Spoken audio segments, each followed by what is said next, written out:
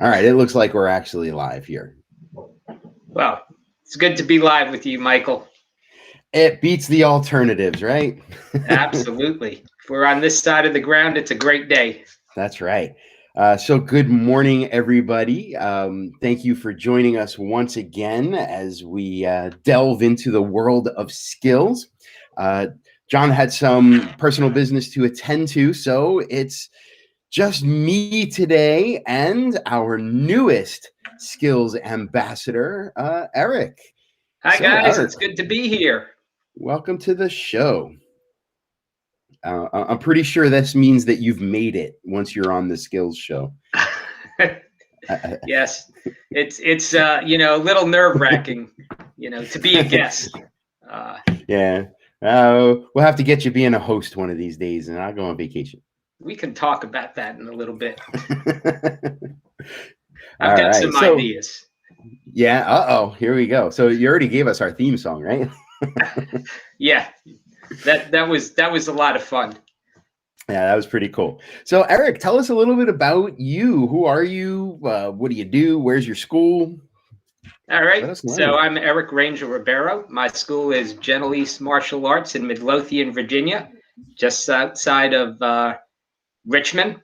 I've been a school owner since 2017.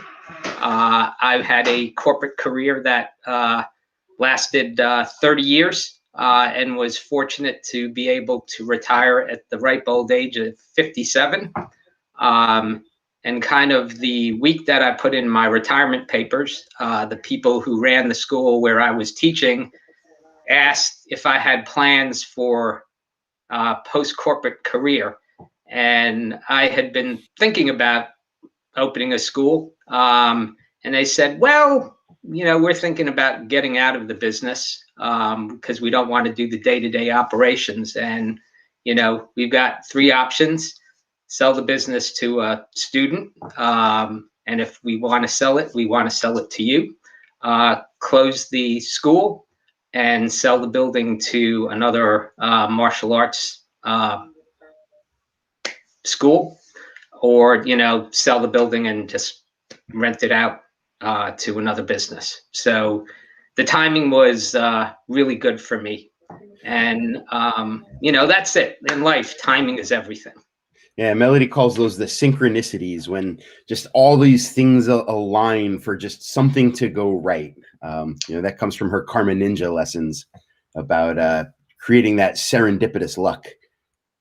Yeah, and it's the mind is a funny thing. It's in my mind when I started my corporate career. The magic number for me was to get to 30 years. And I was lucky. I loved what I did for, 27 years. And even the 3 that I didn't, it was still a good learning experience. But with that in mind, I got to 30 years. And then, along the way, I had a thought of opening a martial arts school. And guess what? I run a martial arts school. Yeah, it's pretty interesting. A lot of times the people you hear saying, well, I want to open the martial arts school, is like the 22-year-old black belt that just, they're fresh out of the gate. They have no concept of all the work that goes into it on the back end. And, coming in as a more mature owner, you come with a little bit of insight. We were chatting before we went live about the benefits of coming out of the corporate world. So I'm sure you see around the groups and such, some of the younger guys asking some of the really simple, basic questions that maybe, like, to those of us who've been doing it for a while, it's like, well, yeah, it's this.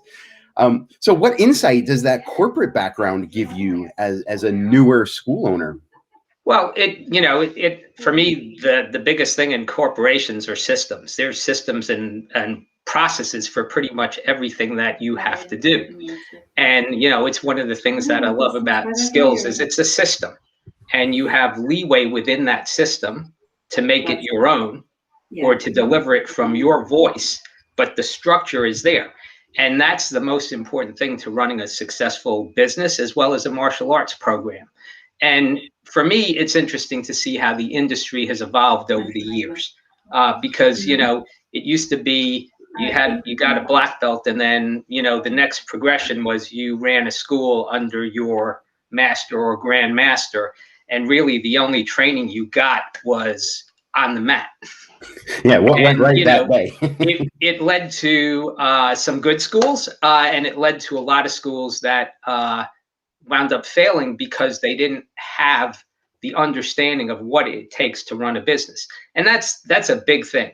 There's accounting that needs to be done. There are licenses that need to be taken care of. So when you come from a corporate background, there's a team of lawyers and accountants who do all that stuff for you. I mean, I had a $300 million budget, and there were people who I reported figures into, but they watched the numbers and they would ask me questions about that. As a school owner, that's all on you, or hiring the right people to do that for you.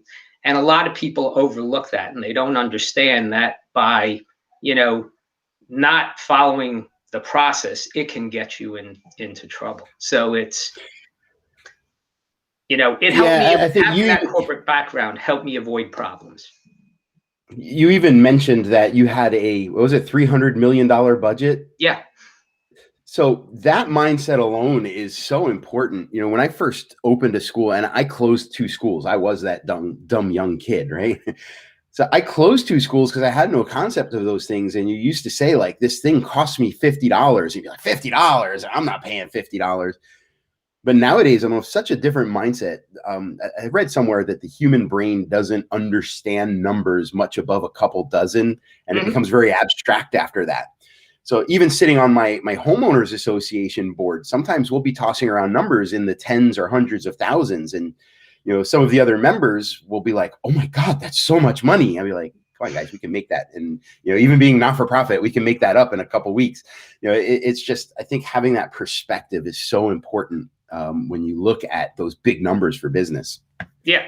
Those big numbers came with lots of headaches and lots of long hours. But again, you still had to watch it because you wanted to make sure that you were spending the money in the right area. So, we have choices as school owners in what equipment we buy and what organizations we join, whether we join Skill or Mast or any of the other ones that are out there. So for me, I'm always looking and seeing what is the best investment that I can make that is going to deliver the biggest return for me. And, if I talk about my skills journey, I started when I opened my school is using the free skills tips. And that helped me early on to get a student base relatively quickly. And then over time, I was like, okay, if the free stuff is working out, let me see what the paid stuff is going to do for me. And, I jumped in with both feet and went for gold monthly membership and saw some things that I liked, and then I couldn't afford that. So I scaled back, and I found the membership level that worked for me, that gave me access to the programs that I was going to use. And one of those was Early Skills, because we had no program for 3-year-olds. So having Skills give the flexibility of different tiers of memberships was a really good thing. And having the ability to add on to those memberships, like when Spectrum Skills came out, I work with a lot of autistic students. I had been doing a program that I had developed in public schools. So Clayton's program comes out and I say, okay, this will help me do better in this area. So now I had 2 layers in my skills portfolio. And over time, it made more sense to take the big plunge for the Gold Lifetime membership. But I had choices along the way.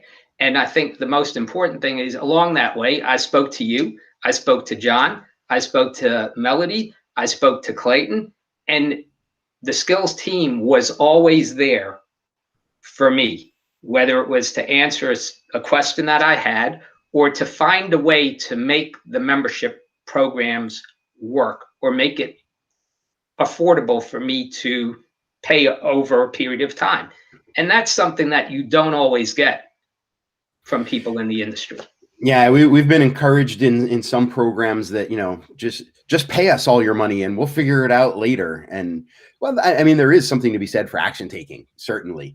But at the same time, and I went through a similar experience, with my skills journey, coming in and using a lot of the free stuff that Melody gave. And then coming in, back then we only had, I think 2 levels. It was just like a drills level membership and then the gold. And then that got me to a point where I could add SKILLZ Fit. And then that got me to a point where I could go platinum. And that got me to a point where I could go lifetime. And really what I enjoyed, and I know this is shameless plug because I work for the company now, but it was the fact that, you know, it taught me in my own business that the exchange of money was just the given. Because I always had like that psychological thing against sales. I don't want to be the salesman. But it gave me permission to just say, well, this is what it costs to run my business, because my focus was able to be on the kids, because that's what Melody's focus is on, what's best for the kids. And she wants to impact over 1 million kids by the time she's done here, which I think she's well over if she factors in all of us.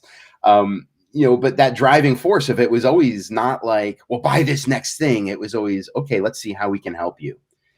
And that might have included working towards the next thing, but very often it was just the team was there. It was a fantastic experience, if I do say so myself. Yeah, you know, and it's, again, it's the goal is helping kids, right? And if you do that, and if that's at the root of everything that you do, the money will come. Yeah, it becomes the result, not the driving force. Right.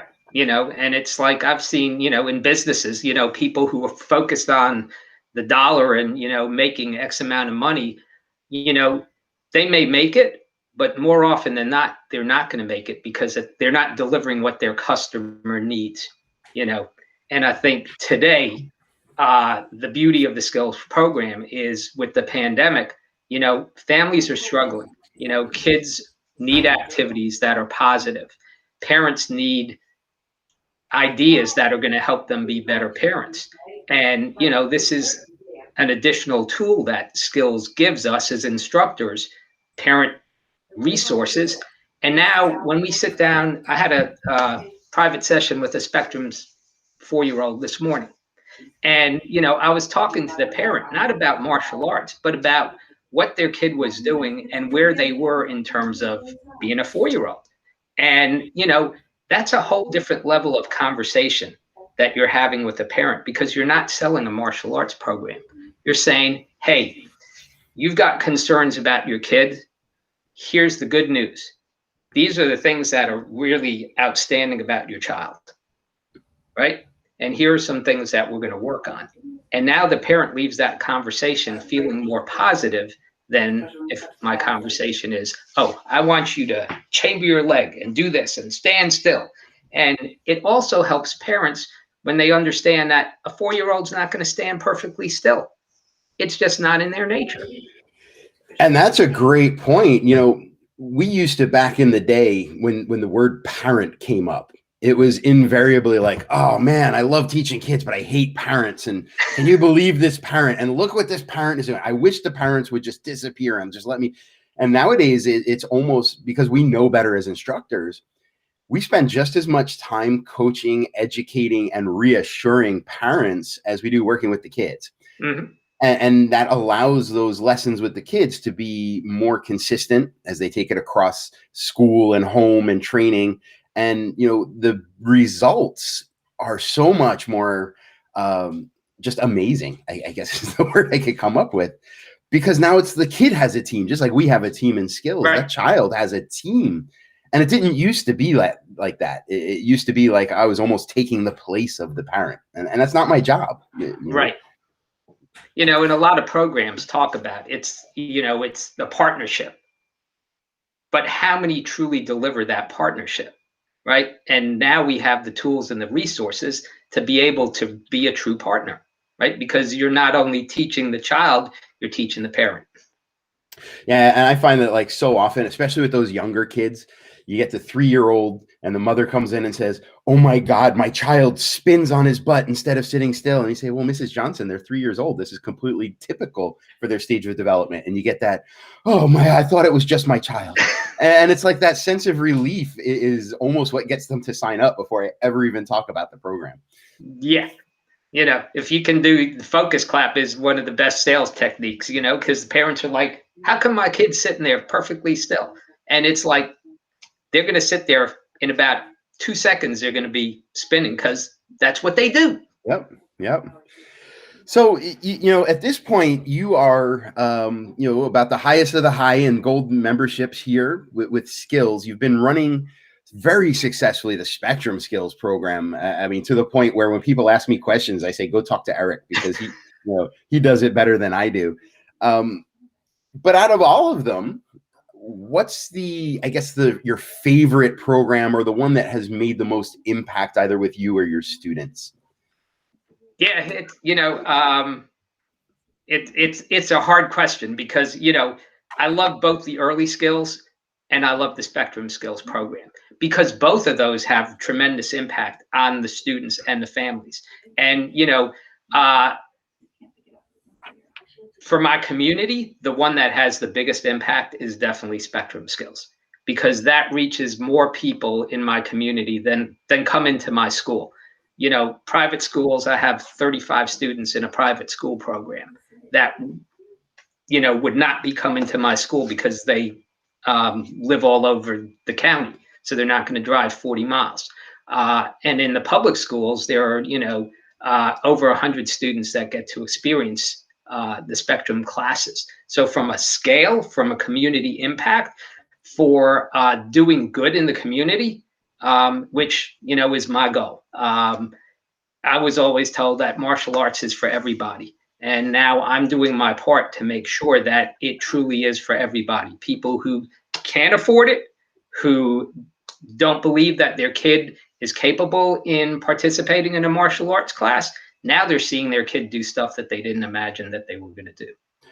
And that's so amazing, especially, and I'm going to go out on a limb. I don't have the stats in front of me, but just from my knowledge of the skills community, I'm going to hazard the guess that you are probably the largest provider of Spectrum Skills services out of all of the Skills Nation. And it's interesting watching you how, now you are a service provider, not just a martial artist or a vendor in the community. And seeing how you go into all these different facilities and work with them, it's something that I think a lot of people in our industry struggle with. Is you always hear the question, how do we get into public schools? And I think by taking something like this to a community that is so underserved, not because I think people don't want to, but very often they don't know how to help, or they're uncomfortable with the idea of maybe seeing a little something in themselves. Maybe it's a psychological drawback. And you've done such a wonderful job servicing this population and getting into the public schools with it. What has that experience been like, broaching the topics with those very protective public schools? It's been an amazing journey. And I think what most people do is they take the wrong approach. They go into that school and they're thinking about what's going to be in it for me in this relationship. And when you go into a public school and you say, hey, you've got a population of students that might benefit from a program. You want to try it out? And you make that commitment without asking for anything in return. That changes the whole dynamic, right? Because now you're supporting the school. You're making yourself available to the school at no cost, right? I could say, all right, how am I going to spend my day? I'm going to sit home and I'm going to write marketing plans. And I'm going to write Facebook ads and I'm going to do this, that, and the other. And yeah, that's good for the business. But what's better for me? What's better for me is going into my community and making a difference in people's lives and making a difference in as many people's lives as I can, right? There's a lot of driving involved. There's a lot of time involved. But if you love what you do, if you believe in serving your community, if you believe in serving, like you said, an underserved part of the population, good things are going to happen, right? Absolutely. Yeah, it all comes back to you. It's about, we all want to make a difference, right? It takes work to make a difference. And for me, the biggest reason I do what I do in the schools is to watch the faces on the kids and the smiles that come out when they do something that they never got the opportunity to do. Or the teacher who comes up to me and said, that child has not spoken for 2 years. And now that kid is going to me and saying, oh, is the next drill Spider-Man? Right? Yeah. So, you know, we make assumptions about people. We judge people without knowing people, right? And we judge this community on the spectrum as not having the desire to do martial arts, not having the ability to do martial arts, not having the focus to do martial arts. Well, they want to, they can, if you find a way to reach them and understand that the only difference between them and us is how they see the world. You know, I think the to extend that idea, when you work with something that's towards the outside fringes, that takes a high level of expertise and compassion, and you really look at how to serve them. I think when you bring that back into your school, and then you look at your typical students, but you look at them with the same mindset of, okay, I worked really hard to reach these kids that have the biggest challenges. I'm going to work equally as hard on these other kids and meet them where they are. I think that has a really big trickle down effect. And I think that's one of the reasons that we see you as so successful. Yeah. And that's really important. You can't put one group ahead of the other. So, what every student gets from me and from my team is the best. We treat everybody with the same amount of respect, with the same amount of understanding, because we all have issues, really, right? We all have good days and bad days.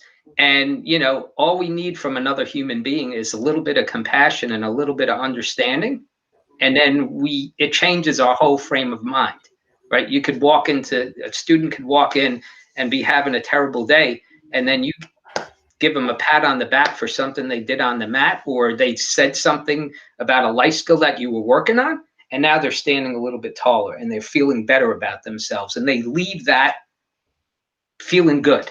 That's huge. I love that. So I do want to be mindful of your time, because like a true leader, Eric is continuing his education by taking the Certified Pediatric Ninja Specialist course, which happens in a little while. So I don't want to keep you much longer. I just want to ask you really quickly that as an ambassador, what is it that you hope to help people with or accomplish, and maybe how can people reach you?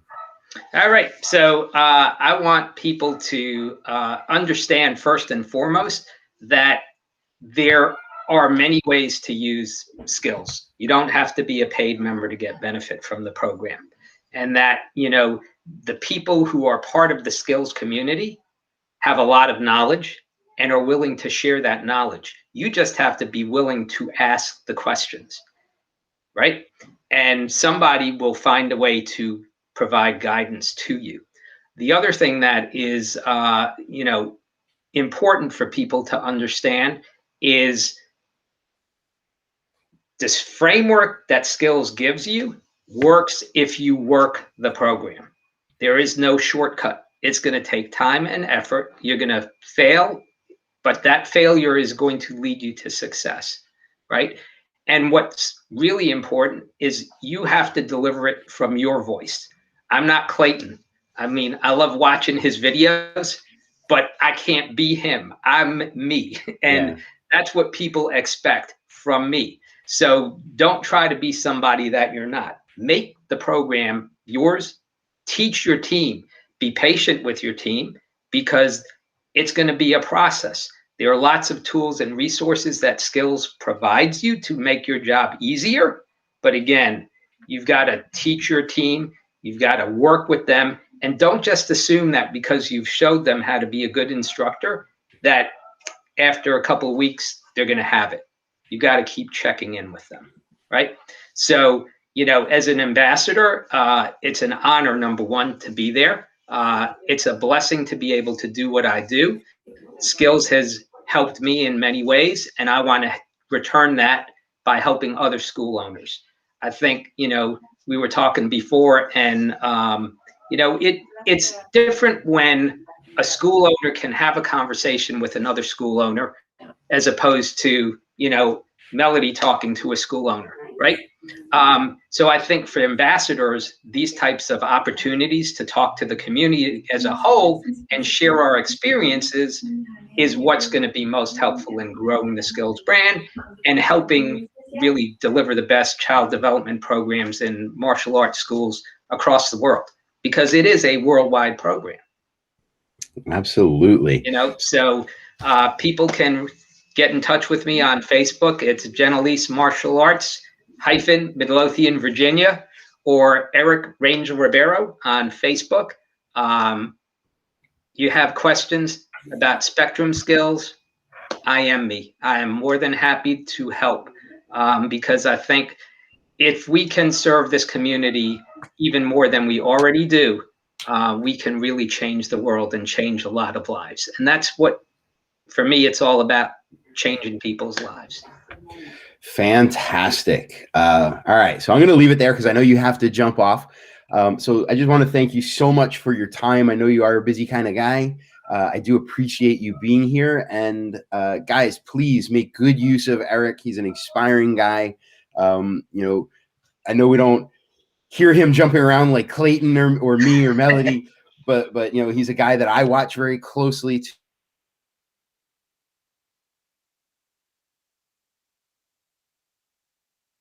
Can't wait to see where this all goes. Thank you, Michael. Thank you, Melody. Thank you, John, and the rest of the SKILLZ community for this opportunity. I hope I make you guys proud, and I'm here to help you any way I can. Already there, my friend. Already there. All right. Have a great day, everybody. Go get it. Make sure you're leaving.